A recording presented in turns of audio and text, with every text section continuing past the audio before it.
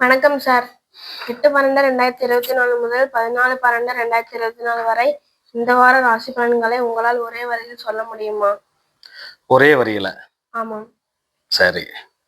இப்ப இந்த 8/12/2024 முதல் 14/12/2000 அதாவது கம்மிங் வரக்கூடிய சனிக்கிழமை வரையில் உங்களுடைய ராசி பலன் ஒரே வரியில?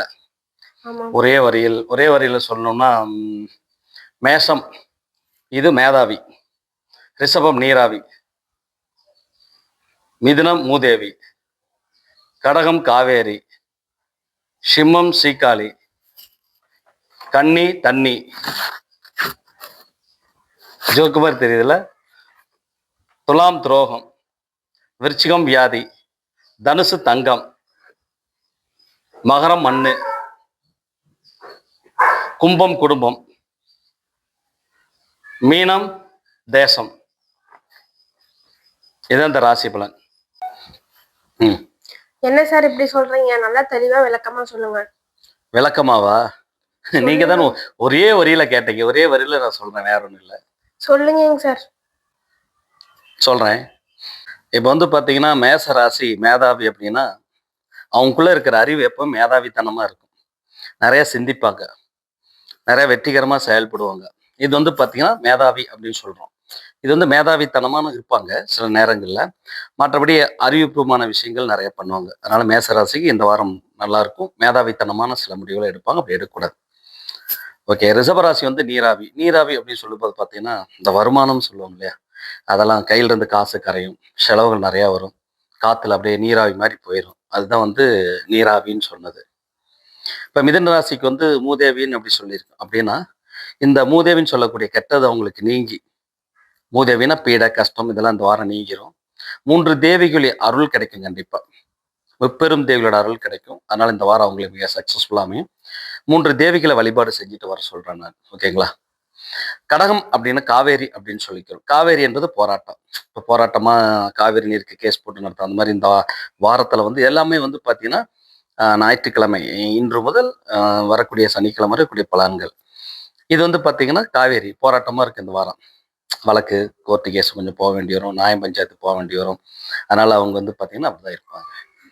அடுத்தது சிம்மத்துக்கு வந்து சீக்காளி. சிம்மம் வந்து நோயாளியே இருந்துட்டு இருப்பாங்க இந்த வாரம். சனி பார்வை இருப்பதனால, குரு 10ஆம் இடத்துல இருப்பதனாலையும் மிக சரியாக இல்லைன்னா இந்த வாரம் ஃபுல்லாக அவங்க சீக்காளியா சின்ன சின்ன நோய்கள் அவஸ்தைப்பட்டு இருப்பாங்க.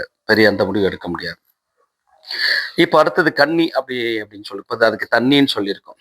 இப்போ கன்னிக்கு தண்ணி அப்படின்னா தண்ணிகள் நீர் நிறைய அருந்தணும். நீரால் உங்களுக்கு பிரச்சனை வரப்போது, அது நீர் இல்லாமல் பிரச்சனை வரப்போது, இல்லை நீர் அதிகமாகி பிரச்சனை வரும். அதனால கன்னிராசிக்கு தண்ணி சம்பந்தமான விஷயங்கள் மிக கவனமா இருக்கணும். நீர் அதிகமாக குடிக்கணும். உடம்புல இருக்க டிசீஸ் நோய்கள் குறைக்கிறது பண்ணணும். உஷ்ணாதிக்கம் அதிகமாக இருக்கக்கூடாது. இது மாதிரி பிரச்சனையா இருக்கு. அதனால கன்னிராசிக்காரர் இந்த வாரம் ஃபுல்லா நீர்நிலைகள் தண்ணி சார்ந்த நீர் ஆகாரம்லாம் நல்லா எடுத்துக்கணும்.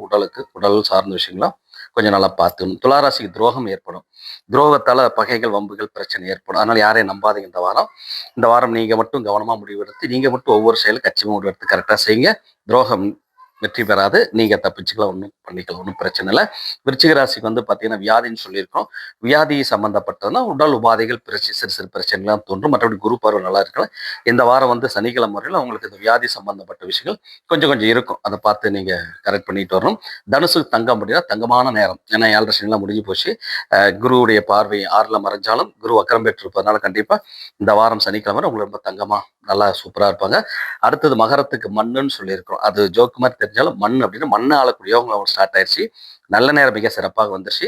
குரு பார்வை வேற இருக்கு. சனி 2ஆம் இடத்த மகரத்தொட்டு விலகி போயிட்டு இருக்காரு. கண்டிப்பா வந்து இந்த வாரம் சனிக்கிழமை வந்து மண் ஆளக்கூடியவங்க, மண் கரையம் பண்ணக்கூடிய, பூமி கரையம் பண்ணக்கூடியவங்களாம் அவங்களுக்குலாம் ஏற்படுது. அவங்க அந்த மாதிரி விஷயம் செய்யலாம்.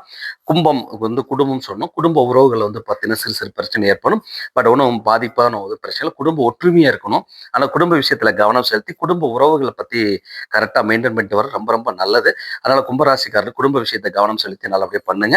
அடுத்தது வந்து பார்த்தீங்கன்னா மீனராசிக்கு வந்து தேசம்னு சொல்லியிருக்கோம். தேசம்னா இடம் விட்டு இடம் மாறுதல், ஊர் விட்டு ஊர் மாறுதல், வேலைவாய்ப்பு ஏற்பட்டு வெளியூர்ல போய் தங்கி வேலை பார்க்குற விஷயம்லாம் மீனராசிக்கு ஏற்படும். அதனாலதான் இந்த வாரம் சனிக்கிழமை இந்த ராசி பலன். யாராருக்கு இந்த ராசி பலன் எப்படி இருக்குது, பலித்ததா, நல்லா இருக்கா, அப்படிங்கிறத நீங்கள் இந்த வீடியோவுடைய கமெண்ட்ல நீங்கள் தெரிவிங்க. சனிக்கிழமை நடக்கக்கூடிய பலன்களை தெரிவிச்சு நம்மளுடைய அருள்தீப சேனல் சார்பாக நம்ம தொடர்ந்து இந்த மாதிரி ராசி பலன் சொல்லக்கூடிய வாய்ப்பை திரும்ப நம்ம உருவாக்கலாம். அதுக்காக நீங்கள் பார்த்து இந்த கமெண்ட்ல பதிவு செஞ்சு அடுத்த வாரம் நம்ம தொடர்ந்து இந்த ராசி பலன் போடலாம். இந்த வாரம் இன்று முதல் இந்த 8ஆம் தேதி 8/12/2024 ஞாயிற்றுக்கிழமை முதல் 14/12/2024 சனிக்கிழமை வரையில் சனிக்கிழமை நைட்டு வரையில் இருக்கக்கூடிய ராசி பலன் இது எல்லாமே உங்களுக்கு இதெல்லாம் சரியாக இருந்தால் இந்த வாரத்துக்குள்ள பலன்களை பார்த்து கமெண்ட்ல பதிவு செஞ்சு அடுத்த வாரம் கண்டிப்பாக நம்ம ஞாயிற்றுக்கிழமை ராசி பலன் போடலாம். அருள்தீபம் ஜோதிட வாஸ்து எண்கணித யூடியூப் சேனல் சார்பாக மனமார்ந்த நன்றியை தெரிவித்துக் கொள்கிறோம். நன்றி, வணக்கம், ஜெய்ஹிந்த்.